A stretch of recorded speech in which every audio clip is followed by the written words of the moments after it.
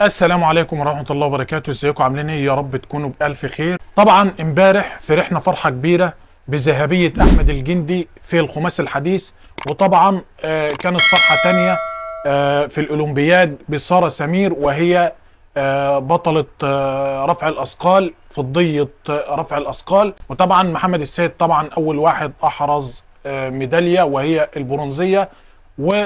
فرحنا امبارح احمد الجندي، فرح مصر كلها وسارة سمير.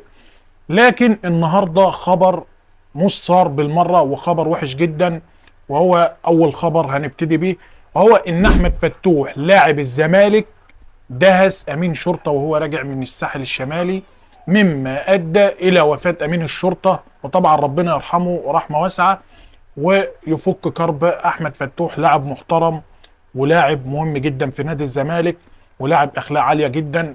لكن والله الواحد زعل جدا على احمد فتوح، وطبعا على امين الشرطه اللي توفاه الله. اخبار النادي الاهلي وصفقات النادي الاهلي واللي بيحصل في النادي الاهلي.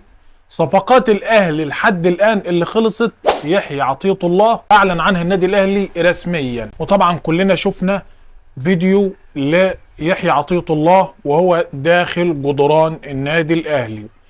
الصفقة التانية اللي هي لسه ما تمتش وهو محمد بن رمضان، اللي كل الدنيا مستنياها.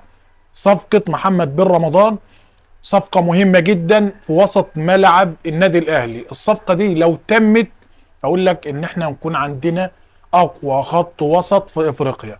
طبعا كده كده احنا الحمد لله عندنا أقوى خط وسط في أفريقيا، ولكن محمد بن رمضان هيكون إضافة قوية جدا جدا للنادي الأهلي، بجوار قفشه وامام عاشور ومروان عطيه واكرم توفيق. كل الناس دي هتكون وسط ملعب النادي الاهلي الفتره اللي جايه. طبعا بيرسي تاو بنسبه كبيره هيودع النادي الاهلي، بنسبه كبيره جدا. بيرسي تاو ومتولي ماشيين، ومحمد عبد المنعم طبعا في كلام ان الاهلي عايز 4 مليون دولار، ولكن لحد الان هم توصلوا ل 3,700 الف 3 مليون و700 الف دولار. طبعا لسه الصفقة ما تمتش. طبعا كلنا عارفين ان السولية جدد سنة، هو وعلي معلول كل واحد فيهم جدد موسم. وطبعا كلنا عارفين ان علي معلول جدد الموسم ده اللي هي زي نظام مكافأة ليه، وكذلك عمرو السولية نظرا للي قدموه للنادي الاهلي الفترات اللي فاتت. وانا نسيت على فكرة ان انا اقول السولية كمان هيكون معانا في نص الملعب الموسم القادم، هنكون وسط ملعب فعلا جبار، وهيكون وسط ملعب جامد جدا. في كلام على اللاعب اللي جاي ده وهو محمود عبد المنعم كهربا. محمود عبد المنعم كهربا في كلام من نادي زد ان هم عايزين محمود عبد المنعم كهربا. ده طبعا خبر يعني الله اعلى واعلم، ولكن هو كلام. لكن في اعتقادي محمود عبد المنعم كهربا واجهته اللي جايه هتكون نادي بيراميدز. انا الكلام ده بقوله، ولكن ده اللي انا حاسه، ان محمود كهربا هيكون نادي بيراميدز لو النادي الاهلي تخلى عنه. لكن الامور لسه ما حسمتش مع نادي زد. طبعا نادي زد اتكلم، ولكن انا في اعتقادي ان محمود عبد المنعم كهربا هيكون خلال الفترة اللي جاية، واجهته هتكون خلال الفترة اللي جاية هي نادي بيراميدز.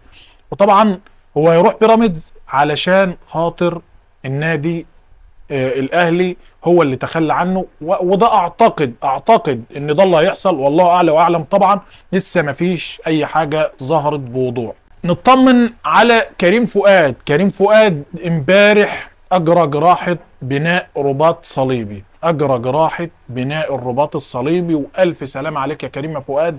من اللاعيبه المهمه جدا واللي كانت مهمه الموسم الماضي او الموسم اللي لسه ما خلصش. كان ليه دور في التتويج بدوري ابطال افريقيا بعد اصابه علي معلول في المباراتين، الترجي هنا وهناك. ولكن هي دي كرة القدم، وده الجانب المظلم من كرة القدم، وهي الإصابات. وألف سلام عليك كمان مرة يا كريم فؤاد، أنت وكل اللعيبة اللي اتصابت على مستوى العالم كله، مش بس على مستوى مصر بس. لأن الإصابة أو لعنة الإصابة بالرباط الصليبي شيء صعب جدا، وقد تكون بتنهي حياة لاعب. وعندنا أمثلة كتير زي محمود الونش شفاه الله وعافاه. طبعا الراجل اجرى صليبي ورجع بعد ما اهل وكان تمام، جاله الصليبي تاني، وهو من اللعيبه والمدافعين المتميزين جدا. وكمان محمد ابو جبل ومحمد شكري، يعني لعيبه كتيره. محمد شكري طبعا اللي هو من ناشئي الاهلي اللي كان في سيراميكا الباك الشمال، ربنا يشفيهم جميعا. وبرضه علي معلول. فالاصابات ممكن تنهي حياه لاعب كره القدم. فالف سلام عليك يا كريم فؤاد، وشفاك الله وعافاك. واخر حاجه بالنسبه للصفقات يا جماعه، ما حدش يزعل، بيرسي تاو ما يزعلش وده ما يزعلش، لان في كلام ان بيرسي تاو لغى لغى كل حاجه تخص النادي الاهلي او انتمائه للنادي الاهلي من حساباته يعني. وده طبعا شيء مرفوض، لان هو الاحتراف كده. انت راجل اديت، اخدت مع الاهلي بطولات كتير جدا، وعملت حصدت بطولات، كم بطولات غير طبيعي، وعملت تاريخ مع النادي الاهلي، افضل فريق في افريقيا. كل الكلام اللي انت بتعمله ده مرفوض تماما، ولكن هي دي كرة القدم. انت النهارده هنا بكره هناك، انت النهارده في النادي الاهلي بكره في نادي الزمالك، هي دي كرة القدم. ولازم احنا نكون عندنا العقلية الاحترافية. واشوفكم على خير.